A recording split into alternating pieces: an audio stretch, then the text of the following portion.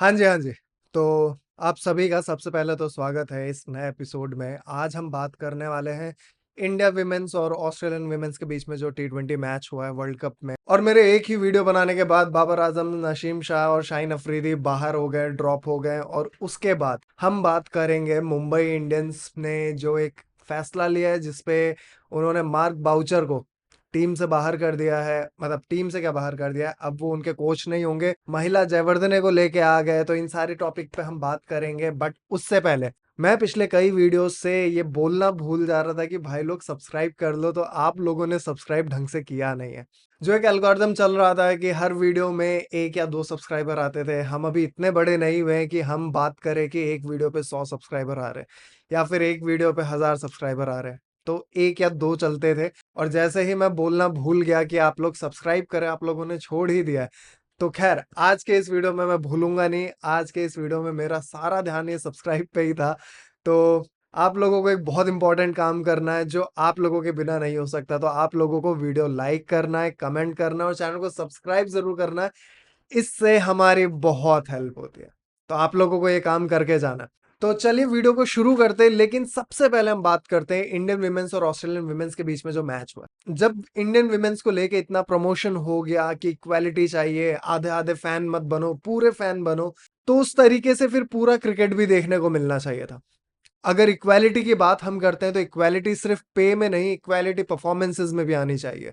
और Indian women's की इस बार जो 4 ग्रुप स्टेजेस में मैचेस खेले, इसमें अगर परफॉर्मेंस देखें, बैटिंग से बहुत ही बुरी रही है। सिर्फ एक श्रीलंका वाला मैच अगर हम हटा दें, उसमें भी अगर मैं नेगेटिव्स की बात करूं, श्रीलंका वाले मैच में मैंने पिछले वीडियो में थोड़ी सी बात की थी कि स्मृति मंदाना और हरमनप्रीत कौर दोनों ने 50 मारा था और इंडिया एक अच्छे नेट रन रेट के साथ जीता था, डोमिनेट करता हुआ जीता था। बट अदर देन दैट बहुत सारे लूप होल्स रहे टीम में।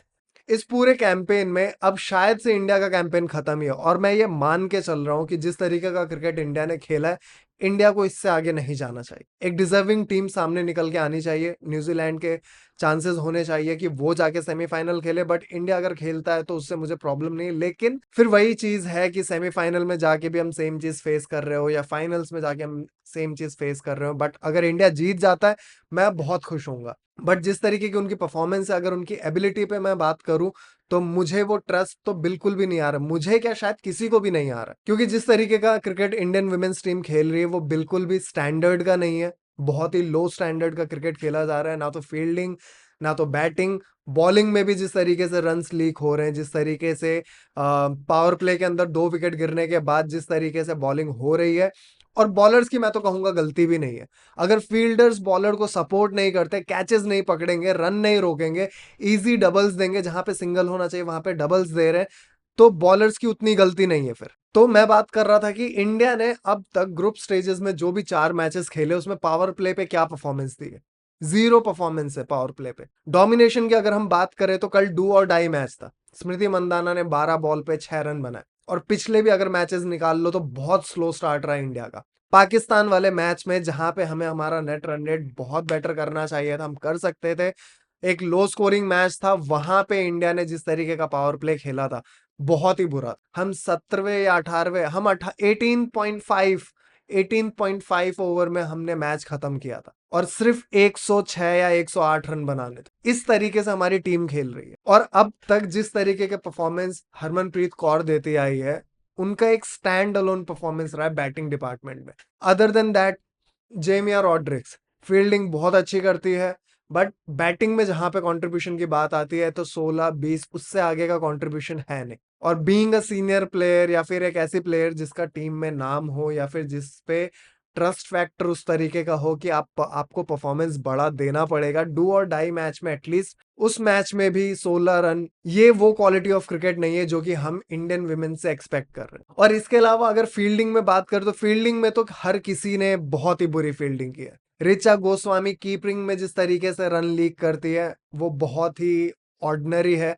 दीप्ति शर्मा ने कल कैच छोड़ा था। दीप्ति शर्मा अपनी बॉलिंग में अगर कोई मिसफील्ड कर दे, इनके रिएक्शंस बहुत बड़े होते हैं, बट खुद जिस तरीके से वो कैचेस छोड़ रहे हैं, उनको अपनी फिटनेस और अपने कैचिंग पे काम करने की जरूरत है। और फिटनेस की बात मैं इसलिए कर रहा हूँ कि इंडियन टीम का फिटनेस और ऑस्ट्रेलियन टीम का फिटनेस अगर दोनों को कंपेयर करें, तो जहां पे ऑस्ट्रेलियन विमेन्स टीम सिंगल्स को डबल में कन्वर्ट कर रही थी, वहां पे इंडियन विमेन्स टीम नहीं कर पा रहे। मतलब उनसे रन्स नहीं बचाए जा रहे, उनसे वो उनमें वो एथलेटिज्म मिसिंग है। जिस तरीके की फील्डिंग की है हरमनप्रीत कौर खुद ने भी, मतलब कैप्टन अप फ्रंट एक टीम को लीड करता है। एक्स्ट्रा हमने कितने दिए या लास्ट ओवर में कितने बनाने थे वो भूल जाओ, आप ये देखो कि कैचेस छोड़ के जो हमने एक्स्ट्रा 5 रन दिए या फिर एक्स्ट्रा 10 रन दिए, 12 रन दिए, उसी की वजह से हम मैच हारे। और वो जो प्रेशर क्रिएट होता है जो आने वाले बैटर्स को 1 ओवर 2 ओवर रुक के खेलने पे मजबूर करता है, वो तो हुआ ही नहीं। हरमनप्रीत कौर ने कैच छोड़ा, दीप्ति शर्मा ने कैच छोड़ा, ऋचा गोस्वामी से बाय के चौके जा रहे हैं,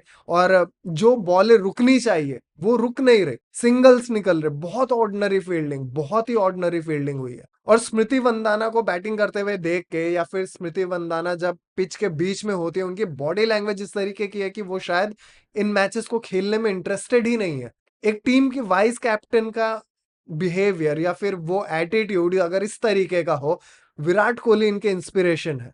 अब मुझे नहीं पता है कि विराट कोहली कितने खुश होंगे इस परफॉर्मेंस को देख के या फिर इस तरीके के गेम को देख के। अगर हम इंडियन मेंस क्रिकेट टीम को अगर हम देखें, और हार्दिक पांड्या की अभी जिस तरीके से फॉर्म चल रही है, हर कोई उनके स्वैग, उनके एटीट्यूड और उनके ग्राउंड पे प्रेजेंस की बात कर रहा है। क्रिकेट पे बात हो रही है, लेकिन वो एक डिफरेंट एंगल है, बट इस चीज पे भी बात हो रही है कि वो किस तरीके से गेम में इन्वॉल्व है, वो किस तरीके से अपने फिटनेस पे काम करके आए हैं, किस तरीके से उनका स्वैग है, किस तरीके से वो अब मैच में अवेयर दिखते हैं या फिर वहां पे पिच के बीच में होना चाहते हैं। वो इंडियन विमेन्स टीम में मिसिंग है। और अगर मैं अवेयरनेस की बात करूं, तो अवेयरनेस तो इंडियन विमेन्स टीम में, भाई साहब, इंडियन विमेन्स टीम की भी अगर मैं बात छोड़ दूं तो, या फिर यंगस्टर की अगर मैं बात करूं कि इनका अवेयरनेस किस तरीके का है।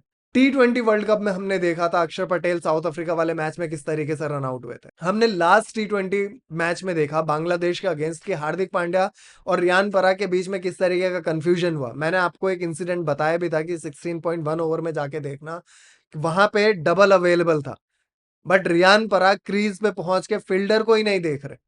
गेम अवेयरनेस जैसी चीज ही नहीं है, बॉल से सीधा ध्यान हटा दिया। और बांग्लादेश वाले टेस्ट मैच में ऋषभ पंत ने जिस तरीके से विराट कोहली को रन आउट होने के लिए छोड़ दिया था, वो इंसिडेंट। और कल कल श्रियंका नाम है शायद से, श्रियंका पाटिल, इन्होंने वाइड बॉल पे बॉल को ही देखती रह गई और रन आउट भी हो गई, क्रीज पे खड़े खड़े रन आउट हो गई। जिस तरीके का, इस पे क्या बोल सकते हैं, इसके लिए कोई वर्ड है? बहुत ही लेजी क्रिकेट, बहुत ही अनअवेयर क्रिकेट, स्मार्टनेस है ही नहीं। हमने इंडिया वर्सेस पाकिस्तान वाले मैच में देखा था कि अश्विन ने किस तरीके से वाइड बॉल छोड़ा था, और नो बॉल पे विराट कोहली किस तरीके से 3 रन भागे थे। ये होता है गेम अवेयरनेस, ये होता है स्ट्रीट स्मार्ट, ये होता है गेम सेंसिबिलिटी। आप अवेयर ही नहीं हो। वहां पे हरमनप्रीत कौर को स्ट्राइक मिलना चाहिए था, वो वाइड बॉल हो गई थी, कीपर पीछे खड़ा था, हरमनप्रीत कौर डेंजर एंड पे भाग रही थी, आपका काम था अपने कैप्टन को रिस्पॉन्ड करना, और वो आउट होके भी चली गई और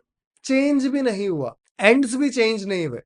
हरमनप्रीत कौर रनर एंड पे ही खड़ी रह गई। लास्ट ओवर पे तो हरमनप्रीत कौर ने सिंगल क्या ले लिया, उसके बाद तो वो स्ट्राइक पे ही नहीं आ पाई। अब अगर ऋचा गोस्वामी की बात करें, तो ऋचा गोस्वामी जब बैटिंग करने आई थी, कीपिंग में तो चलो जो उन्होंने किया किया, एक श्रीलंका वाले मैच में उन्होंने अच्छे कैचेस पकड़े थे, बट अगर 4 मैचेस को निकाल के देखे, कीपिंग बहुत ऑर्डिनरी हुई है।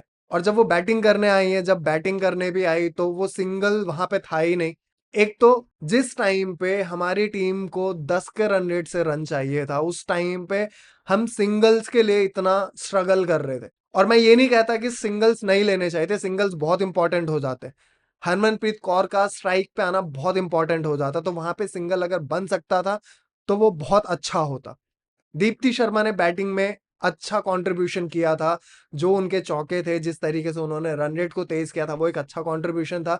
बट स्टिल बात वहीं पे आ जाती फिटनेस पे। हरमनप्रीत कौर को हमने स्ट्रगल करते हुए देखा फिटनेस की वजह से। और यूएई पे ह्यूमिडिटी बहुत है, लेकिन अगर एशियन कंट्रीज इस चीज पे कंप्लेन करने लग जाए कि वहां पे ह्यूमिडिटी बहुत है, तो ऑस्ट्रेलियंस इंग्लैंड, न्यूजीलैंड, ये लोग क्या बोलेंगे, स्कॉटलैंड वाले, ये ह्यूमिडिटी का अगर बहाना देते हैं या फिर ह्यूमिडिटी को ये अगर एक्सक्यूज की तरह लाते हैं या फिर बोलते हैं कि यहाँ पे ह्यूमिडिटी बहुत हो रही है, लेकिन एशियन कंट्रीज में तो इस तरीके का ही वेदर होता है, बहुत फर्क नहीं है। बट ओवरऑल बहुत ही डिसअपॉइंटिंग क्रिकेट। बॉलिंग से स्टिल इंडिया बेटर कर रहा था, बॉलिंग उनका स्ट्रॉन्ग डिपार्टमेंट लगा, लेकिन फील्डिंग से कोई सपोर्ट नहीं, बैटर से कोई सपोर्ट नहीं। और ये जो हम 9 रन से हारे, क्लोज गेम हारे, इसमें बहुत सारे फैक्टर है। और अगर मेन फैक्टर की बात करें, एक्स्ट्राज ठीक है, हर मैचेस में निकल जाते, कोई नहीं, बट जो मेन इशू है इंडियन टीम का, वो है फील्डिंग। वो फील्डिंग से रन नहीं रोक पा रहे, वो फील्डिंग से बॉलर्स को सपोर्ट नहीं कर पा रहे। ये इंडिया के हारने का मेन रीजन है। और एक और चीज मुझे किसी ने भेजा था कि आ, किसी ने तो बोला था कि हॉटस्टार वगैरह पे ये जो सब्सक्रिप्शन लेना पड़ रहा है T20 वुमेन्स वर्ल्ड कप को देखने के लिए, इस पे बात करके क्या मतलब है। ठीक है, जिसने वो बोला था वो भी वैलिड पॉइंट है कि भाई उनके पास पैसा है। और अगर मैं बात करूं, अगर रीजनिंग से अगर मैं बात करूं, तो मैं ये बोलूंगा कि अभी जियो सिनेमा दिखा रहा है, ये रणजी ट्रॉफी दिखा रहा है, ईरानी कप दिखा रहा है, या फिर जो अभी मैचेस हुए थे, ये पिछले जो 4 मैच हुए थे group A B C D वाला, तो वो मैचेस जियो फ्री में दिखा रहा है। लेकिन अगर मैं अपनी बात करूं, तो मैं तो यूट्यूब पे आके मैं इस चीज पे बात कर रहा हूं, तो मेरा देखना, अगर मुझे पे भी करना पड़ेगा तो मुझे देखना ही, क्योंकि मुझे आके बात करना है, मुझे अवेयर रहना है, मुझे वो नॉलेज चाहिए जब मैं बात करूं, तो कि मुझे पता हो कि कहाँ पे क्या हुआ है। तो मैं पे कर रहा हूँ, एक बार को समझ में आता है। बट अगर वही जियो ने पेड सब्सक्रिप्शन रखा होता, ये जो नॉर्मल लोग हैं जो कि ऑफिस गोइंग है,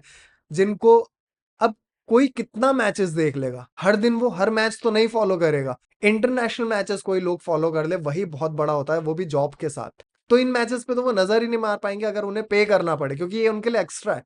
बट क्योंकि वो फ्री है, तो वो अपने ब्रेक में या फिर जब उनके पास टाइम है, वो जाके देख सकते हैं कि हाँ चल क्या रहा है, तो वो थोड़ा बहुत मैच भी देख सकते हैं, थोड़ा बहुत उन्हें पता चल जाएगा। तो यहाँ पे एडवांटेज आता है, इसे कहते हैं एक्सपोजर। यहाँ से फिर क्रिकेट प्रमोट होता है। आप जब फ्री में देखने के लिए बुलाते हो, लोगों को इंटरेस्ट आता है, तब जाके क्रिकेट को वो एक्सपोजर मिलता है। और अगर हॉटस्टार की बात करें, तो अगर इक्वालिटी की बात करें, तो इक्वालिटी सिर्फ फैन से नहीं आना चाहिए, फिर ब्रॉडकास्टर से भी आना चाहिए, फिर बोर्ड से भी आना चाहिए, फिर ये जो OTT प्लेटफॉर्म्स है, इनसे भी आना चाहिए। इक्वालिटी फिर हर जगह से आनी चाहिए। फिर ये नहीं होना चाहिए कि मतलब पिक एंड चूज वाला हिसाब किताब, हिपोक्रेसी नहीं होनी चाहिए कि एक के लिए कोई और ट्रीटमेंट है और एक के लिए कोई और ट्रीटमेंट, फिर ये नहीं होना चाहिए। इक्वालिटी फिर पूरी इक्वालिटी होनी चाहिए। तो ओवरऑल इसको यहीं पे क्लोज करते हैं। इंडिया ने बहुत ही बुरा क्रिकेट खेला, विमेंस ने।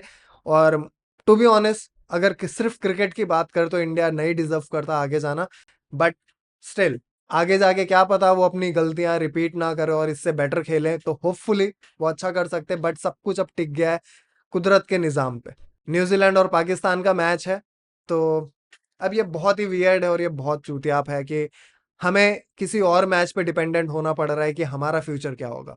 ये नहीं होना चाहिए था, ये बहुत डिसग्रेसफुल है। इंडिया जैसी टीम के साथ ये नहीं होना चाहिए था। हमारे पास वुमेन्स IPL भी है, हम इतना इन्वेस्ट कर रहे हैं, उसके बाद इस तरीके का परफॉर्मेंस, ये डिसग्रेसफुल है। और अब बात कर लेते हैं एक इंटरेस्टिंग टॉपिक पे, जो कि मैं पाकिस्तान पे वीडियो नहीं बनाता, ये आप सबको पता होगा। बट मैंने पिछला वीडियो बनाया और उस वीडियो के बाद ही, अब इसका मैं क्रेडिट लेता हूँ कि उस वीडियो के बाद ही पाकिस्तान ने बाबर आजम, शाहीन अफरीदी और नसीम शाह को बाहर कर दिया। मतलब ऐसा भी नहीं कि बेंच किया है, सीरीज से ही निकाल दिया। नए प्लेयर्स को सीरीज के बीच में लेके आ गए टीम के अंदर। अब ये बहुत इंटरेस्टिंग है। मोहम्मद रिजवान, अब हर कोई ये कह रहा है कि रिजवान कैसे बच गया, रिजवान कैसे बच गया। तो रिजवान बेसिकली बांग्लादेश के अगेंस्ट उसने जो 171 मारा था या 150 मारा था, उसके वजह से सिर्फ बच गया, उस एक परफॉर्मेंस के वजह से। कि अभी हाल फिलहाल में जब पाकिस्तान इतना बुरा कर रहा था, उसने एक 150 अबव स्कोर किया, सिर्फ उस वजह से वो बच गया। बट नेक्स्ट नंबर अब उसका ही है, और मे भी शायद सेकंड टेस्ट मैच में शायद उसको बेंच कर दे, क्या पता, निकाला नहीं है बट बेंच कर सकते मे बी। लेकिन इंटरेस्टिंग चीज इसमें यह है कि फकर जमान इनका एक प्लेयर है, जो कि बाबर आजम और फकर जमान दोनों ही सेम PR एजेंसी से हैंडल होते हैं।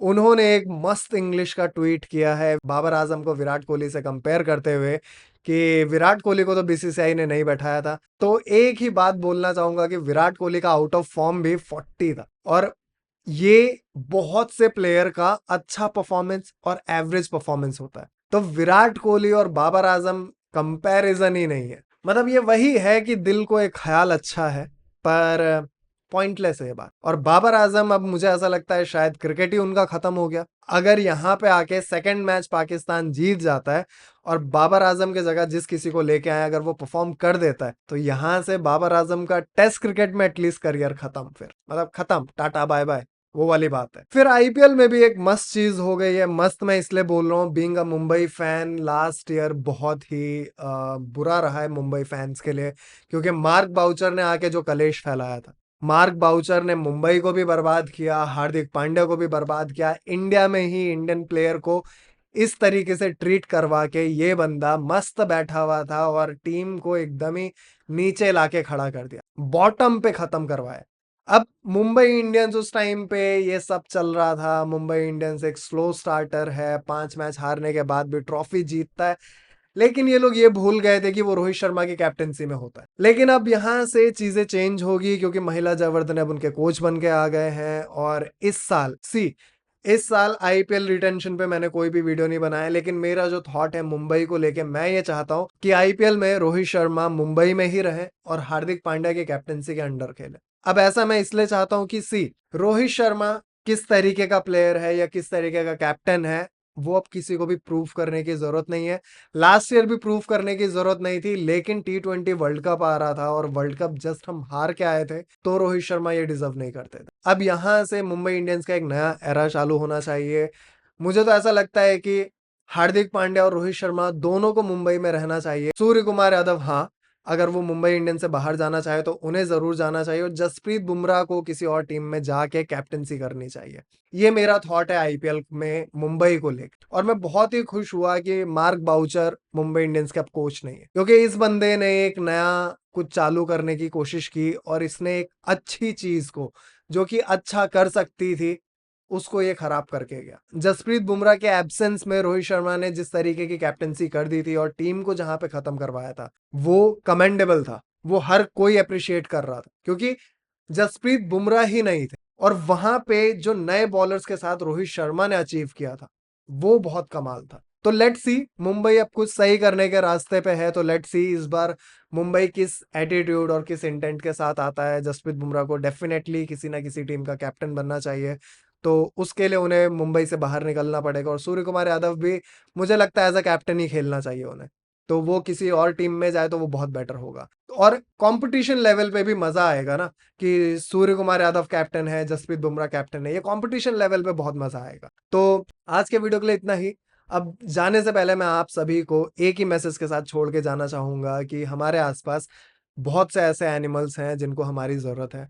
तो अगर वो आपके पास थोड़े से खाने, थोड़े से प्यार के लिए आते हैं, तो प्लीज उन्हें भगाए नहीं, और हो सके तो उन्हें कुछ खाने को जरूर दें, इससे उनकी बहुत हेल्प होती है। तो आज की वीडियो के लिए इतना ही। वीडियो आपको अच्छा लगा हो तो वीडियो को लाइक करें, कमेंट करो, चैनल को सब्सक्राइब जरूर करें। अब हम मिलेंगे नेक्स्ट वीडियो में, तब तक के लिए bye, take care, peace out.